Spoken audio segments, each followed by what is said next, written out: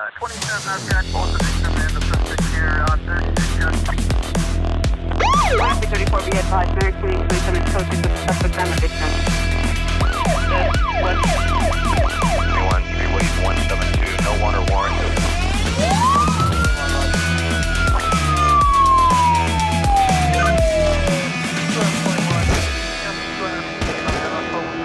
Perfiles mortales. Bienvenidos a un episodio más de Perfiles Mortales, un lugar donde su anfitriona Berenice Hernández está siempre acompañada de la psicóloga Patricia Guan, donde hablaremos de la historia y vida de ciertos personajes que se convirtieron en asesinos seriales. Pati, ¿cómo estás? Hola, bien. Ahora sí que un poco conmocionada por hablar de nuestro próximo personaje. Totalmente, porque el día de hoy hablaremos de uno de los primeros asesinos seriales que se dio en México, justamente a principios de los años 2000, quien atemorizó a mujeres de tercera edad porque podían convertirse en cualquier momento en víctimas de Juana Barraza, o como se conocía, la Mataviejitas. Esta historia comienza con Justa Samperio, una joven que se dedicaba a la prostitución, quien a la corta edad de 13 años conoció a Trinidad Barraza, un joven ganadero de 18 años, con el que tendría su primera hija de nombre Ángela, y con quien contraería matrimonio después de tener a su segunda hija el 27 de diciembre de 1958, la cual llevaría por nombre Juana, la verdadera protagonista de esta historia. Este joven matrimonio llegó a separarse 5 años después del nacimiento de Juana. Después del divorcio, ambas hermanas fueron separadas, pues Ángela, la mayor, fue llevada con familiares, mientras que el menor se quedaría con la madre para vivir en casa de la abuela materna en Villa Margarita, Hidalgo. En esta casa convivían Juana, su madre Justa, su abuela y la pareja de esta, Refugio, persona que al poco tiempo se convirtió en amante de Justa. Las mujeres adultas de la casa no le daban interés a la existencia de Juana ni a su educación, por lo que Juana creció siendo analfabeta.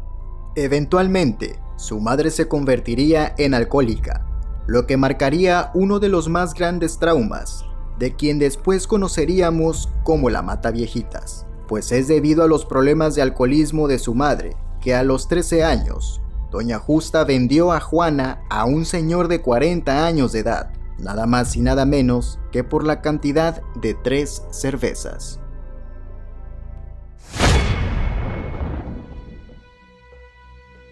Una de las cosas que podemos notar en la vida de Juana es la falta de sus necesidades, de cubrir estas necesidades, no solamente en cuestión de educación o alimentación, sino también de cariño. Psicóloga, estas faltas en estas necesidades, ¿cómo pueden repercutir en un niño? Pues aprende el tipo de vínculo que le dan. O sea, la mamá para empezar no la quería. Entonces, imagínate, te voy a poner el ejemplo cuando nace, hay un recién nacido. El recién nacido busca la mirada del cuidador. Siempre, sí. El recién nacido busca la mirada del cuidador. Cuando esta mirada no es recíproca, o sea, cuando el vínculo no es recíproco, ¿sí? Trastorna su identidad, es como si no existiera. Así se trastorna la psique de un niño.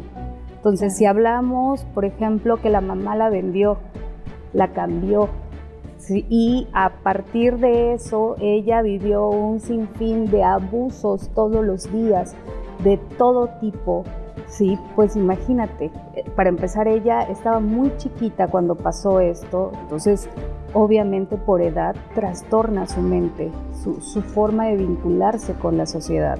E incluso no lo sabemos, pero su hermana fue llevada a otros familiares, era algo que se hacía mucho en años anteriores. Si hubiera tenido la fortuna de también Juana irse con otros familiares y sí cubrir estas necesidades, muy probablemente hubiera sido una persona distinta, ¿no? Claro, porque se queda bajo, ahora sí que a cargo de una mamá que no la quiere, una mamá alcohólica, una mamá que está llena de carencias a nivel emocional, a nivel social, a nivel económico. Pues obviamente la niñez de Juana fue una niñez muy, muy fuerte, muy dolorosa. Sin embargo, la niñez de Juana solamente es el inicio de esta historia, así que sigamos conociendo más sobre su vida.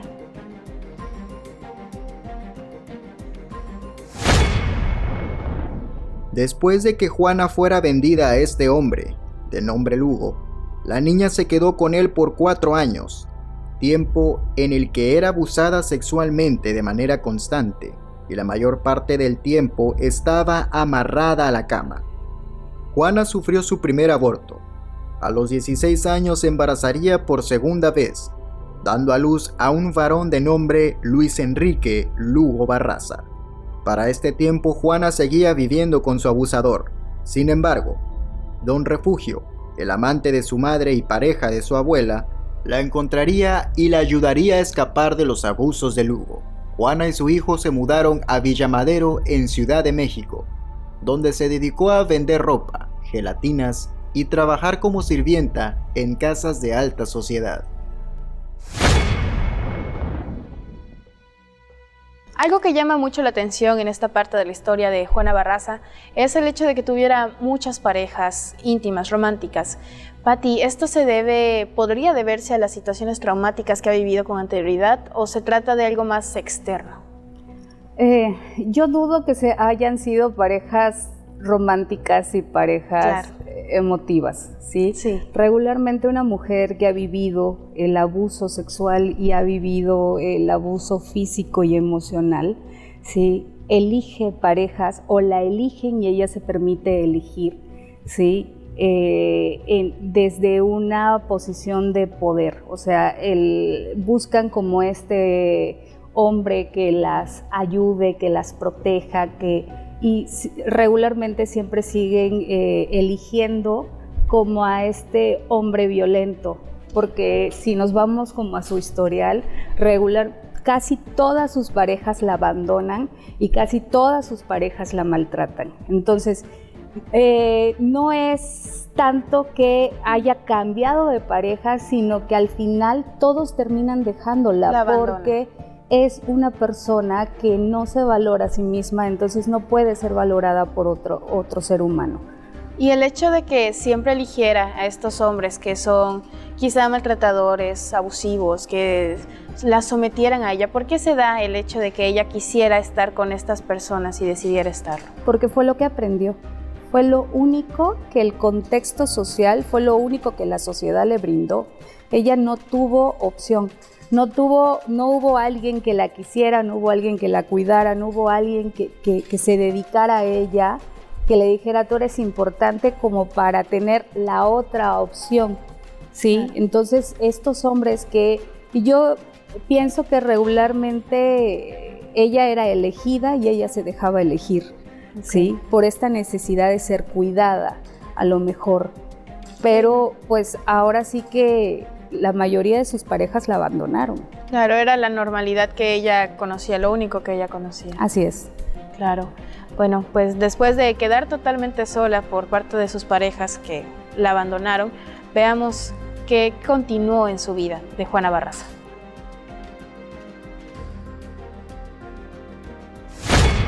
Durante su estancia en Ciudad de México, Juana se dedicó a muchos oficios diferentes, pero el que más llamó la atención fue el de luchadora, carrera con la cual se volvió prácticamente una celebridad local. Para tener la complexión correcta y rendir en sus peleas, Juana levantaba pesas de hasta 100 kilos, hacía abdominales, corría y bajaba escaleras. Pero a pesar de sus grandes esfuerzos, su legado en la lucha libre duraría poco tiempo, pues durante una pelea y a consecuencia de una mala caída, se lastimaría la espalda, por lo que los doctores le prohibieron continuar con esta actividad. Sus actos delictivos empezaron con la llegada de su cuarto hijo en 1994, cuando comenzó a robar partes de automóviles por la desesperación de tener dinero. Posteriormente, cuando los robos comenzaron a efectuarse en casas, invitó a su amiga Araceli Tapia Martínez. Para poder entrar a las casas con mayor facilidad, las dos amigas consiguieron trajes de enfermeras y procuraban que las casas que se dispondrían a robar fueran pertenecientes a personas de la tercera edad, por lo general de 60 años en adelante. A base de engaños, ambas mujeres entraban a las casas y obtenían todo lo de valor. Juana fue descubierta por un comandante de policía de nombre Moisés Flores, quien comenzó a extorsionarla. Aunque no se sabe con exactitud el motivo por el que comenzó a asesinar, se cree que fue después de la muerte de su primogénito Luis Enrique, quien fue asesinado a batazos por unos pandilleros durante un asalto entre 1998 y 1999. Antes de continuar conociendo acerca de las situaciones difíciles que vivió Juana Barraza, vámonos rápidamente a un corte y continuamos.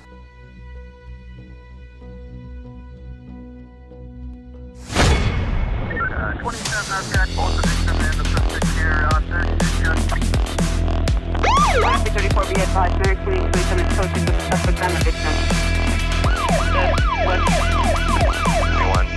172, no warrant or warrant.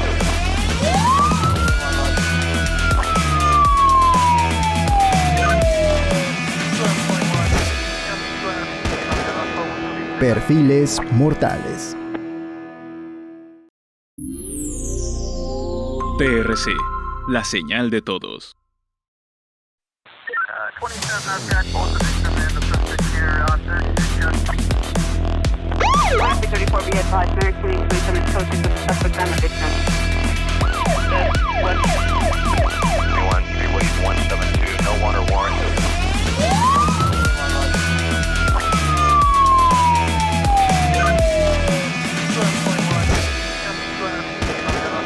Perfiles mortales.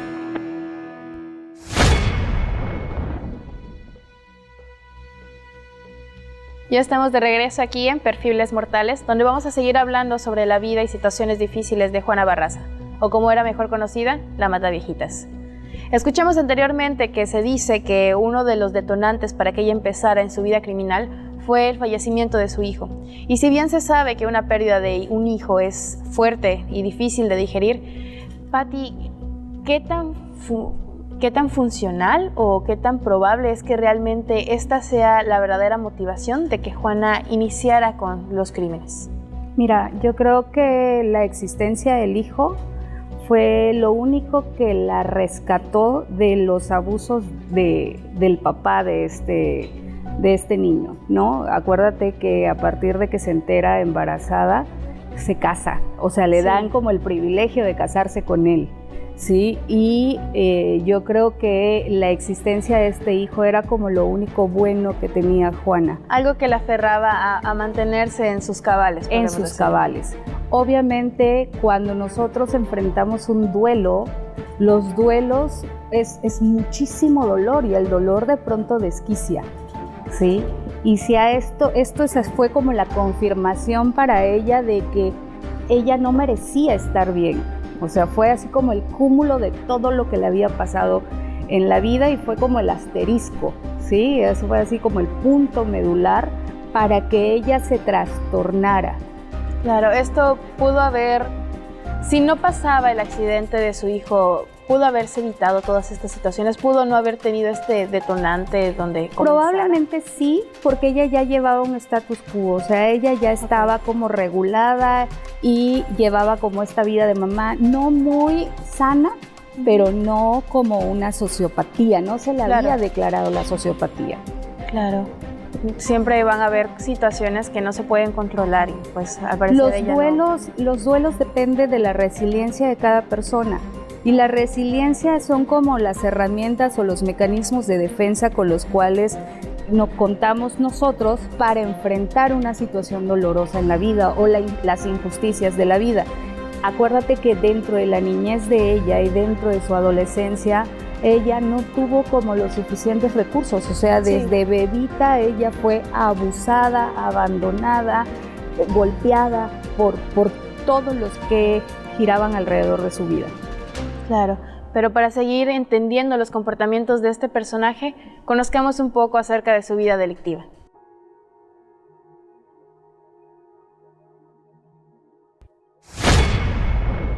El 25 de noviembre del año 2002, María de la Cruz González Anaya, de 74 años, fue asesinada en su propia casa. Según los informes de la policía, habría sido estrangulada, aunque después se sabría que la estrangulación fue a través de una llave de lucha libre. para después robar objetos específicos que más que para vender, serían recuerdos para su asesina. La Mataviejitas, nombre con el que Juana sería reconocida por los medios, contaba con un modus operandi bastante marcado. Entraba a las casas, asesinaba a las viejitas ahorcándolas con llaves de lucha libre y se iba de la escena, por lo que para el 5 de noviembre del año 2003, los asesinatos llevados a cabo con la misma descripción ya habrían aumentado. Ante esta creciente, la policía inició un perfil de la sospecha. Sin embargo, sus ideas y prejuicios le hicieron ignorar el rasgo más importante. Se trataba de una mujer. En lugar de esto, la policía describió el perfil como un hombre entre 1,70 y 1,75 de alto, complexión robusta, inteligente, calculador, que se disfrazaba de mujer, con cejas delineadas y de edad aproximada entre los 30 y 35 años. Entre otros aspectos, también creían que se trataba de dos asesinos o de un hombre con personalidad múltiple. Con esta descripción y los prejuicios de la época, la policía comenzó a arrestar a todo transvesti que se topaba en la calle, con el afán de no solo arrestarlos, sino también de torturarlos y denigrarlos, lo que significó también que iban tras la persona equivocada, lo que le dio más tiempo a la Mataviejitas para perfeccionar sus tácticas delictivas, pues ya no solo se trataba de entrar una noche determinada, sino que su estrategia cambió para ganarse la confianza de las víctimas, visitándolas días antes, y para sus siniestros fines, comenzó a utilizar cables, corbatas, mecates y sogas.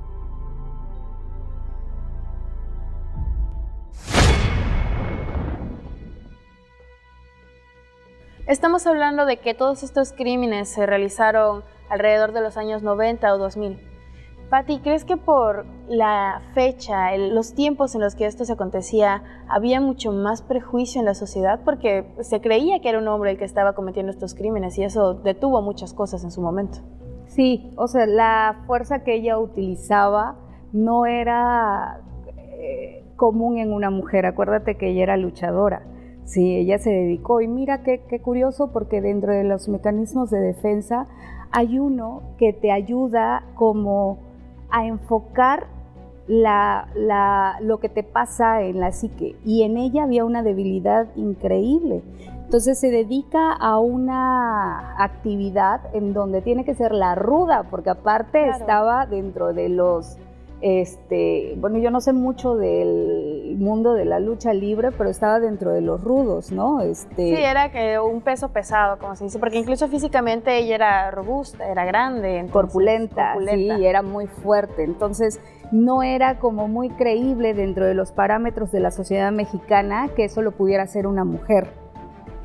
Y eso, o sea, nos habla de la poca diversidad y poco respeto de la diversidad de lo que podíamos hacer una mujer. También estaba en una fecha en donde no había redes sociales, ¿sí? Y solamente dependíamos los que vivimos en esa época, dependíamos de lo que los medios de comunicación nos brindaban, ¿sí? Y quienes, había una guerra de medios en ese entonces, que era de las dos televisoras fuertes o que mandaban en el país, y entonces ellos manejaban la información. Quien le da el seudónimo de la Mataviejitas fue un medio de comunicación. Y a través de eso se genera como todo una historia y todo un perfil. Incluso mandaban perfiles hechos en la televisión y que no tenían que ver con los asuntos que la Procuraduría en ese entonces manejaba, ¿sí? Entonces se hizo como una telenovela o una historia de ficción que en ese entonces nos tenía muy entretenidos a todos. Sí, totalmente, era algo que casi puedo visualizar cómo las personas encendían la televisión solamente para conocer más noticias acerca de este sujeto, de esta persona que estaba pues atemorizando a las mujeres mayores, ¿cierto? Sí, así es. Pero sí, bueno, a pesar de esto hubo una situación y una víctima en especial que hizo que la policía se agilizara todavía más en capturarla. Vamos a verlo.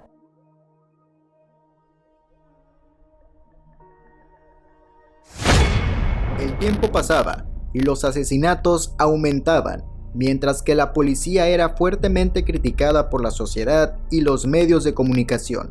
Bajo la desesperación comenzaron a arrestar personas por el simple hecho de estar en el lugar y momento equivocado, buscando a un chivo expiatorio, como fue el caso de Matilde Sánchez Gallego, una enfermera arrestada en el año 2004 por el simple hecho de que su complexión coincidía con la descripción del perfil sospechoso.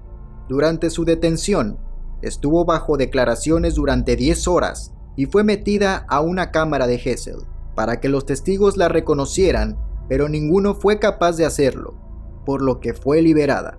El 28 de diciembre del 2005, María del Carmen Camila González, una anciana de clase alta y madre del famoso criminólogo Luis Moreno González, fue asesinada bajo el modus operandi ya conocido por parte de la Mataviejitas. Después de este asesinato, la policía agilizó sus conexiones en el distrito y comenzaron la campaña Parques y Jardines, que consistía en informar a las personas de la tercera edad sobre evitar dejar entrar a casa a desconocidos, mientras repartían volantes con la cara de la posible sospechosa. Incluso parte de la Fiscalía de la Ciudad de México visitaba las calles de las diversas delegaciones donde se suscitaron los crímenes, acompañados de un busto con la figura de la persona hasta ese momento descrita por los testigos. Durante estos mismos años, en Francia se presentaba un caso similar, donde un hombre transvesti de nombre Thierry Paulin asesinaba ancianas pensando que se trataba de un caso con similitudes. La policía mexicana pidió ayuda a la policía francesa. La confusión de las autoridades, quienes seguían buscando a un hombre transvesti, solo le dio oportunidad a Juana Barraza para seguir perfeccionando sus tácticas. Además de que para este punto ya habría encontrado un cómplice, José Francisco Torres Hernández, un taxista que la llevaba a cometer sus crímenes a casa de las ancianas y se quedaba con una buena parte de los objetos que Juana robaba de las casas. Ya hemos hablado mucho acerca de Juana Barraza, de su infancia, de las situaciones difíciles que vivió, sus relaciones y muchas cosas por las que tuvo que pasar. Sin embargo, queda una persona en el tablero que todavía no queda del todo claro.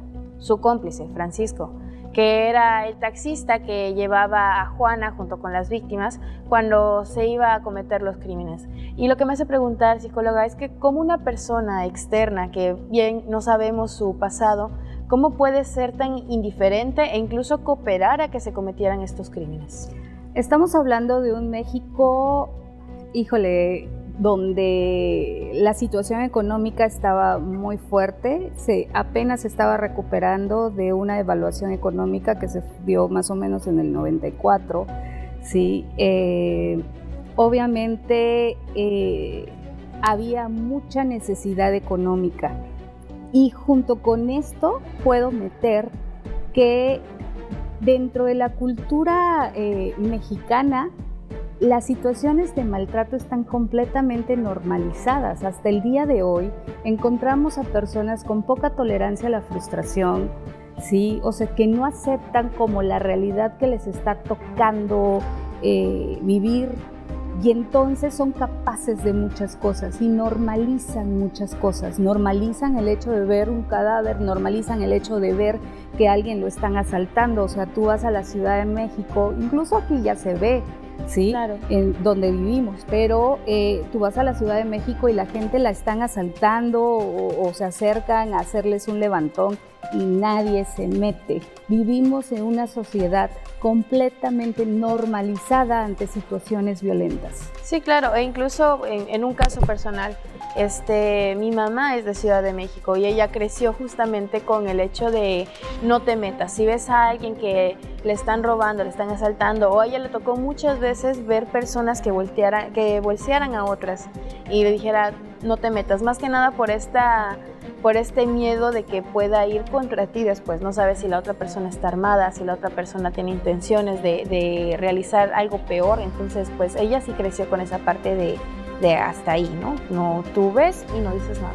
Así es. Entonces, obviamente esto, o sea, imagínate, si la persona, no sabemos el antecedente de este taxista, pero si este taxista tenía una recompensa económica que él necesitaba, y si hacemos así como una exploración de cuáles eran sus antecedentes clínicos y si tenía algún antecedente clínico, pues todo eso se conjuntó. Claro. Para que haya esta normalización y hacer como que no pasaba nada. Lo hacen el cómplice perfecto. Así es. Bueno, afortunadamente, después de varios años de hacer de las suyas, Juana por fin es detenida en el 2006.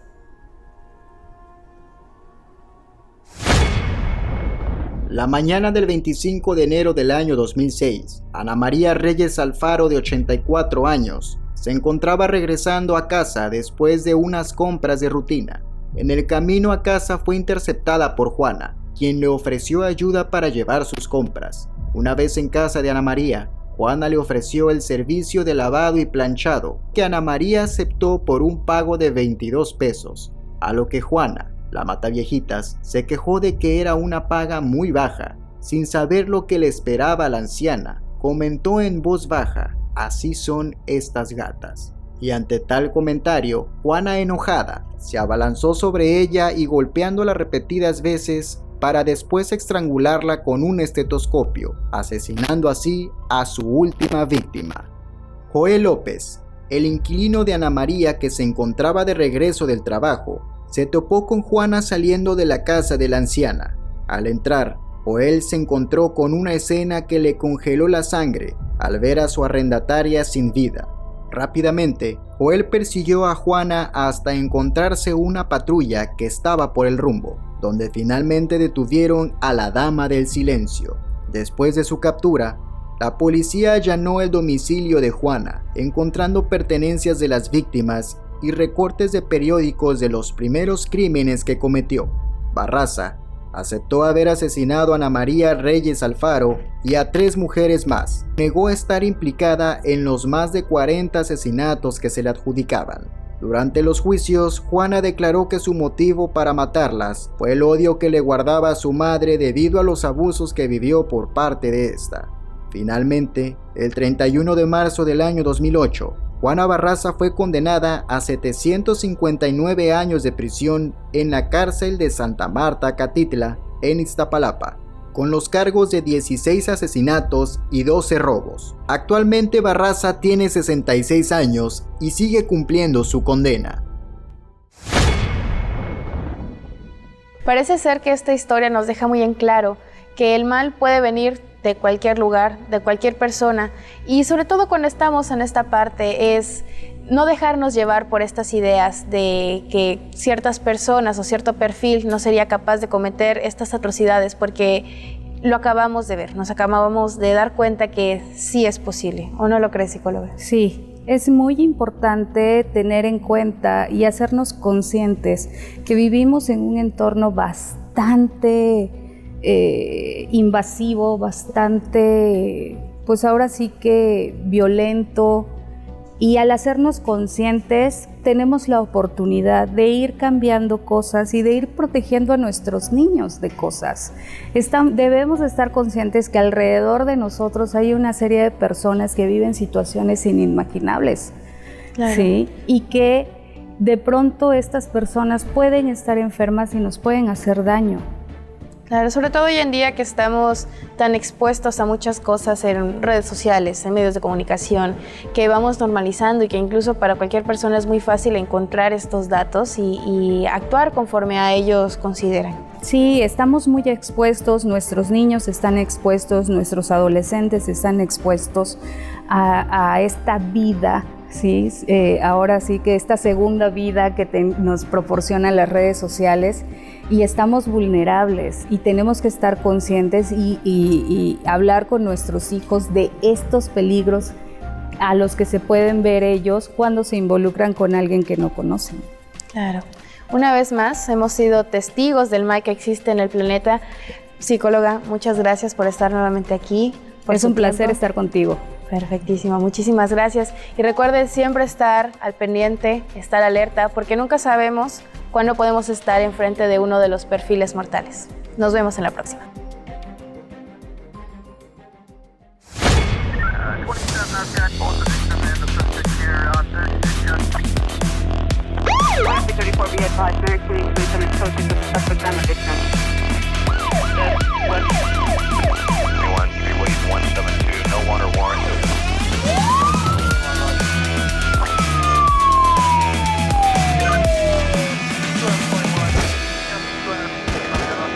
Perfiles mortales.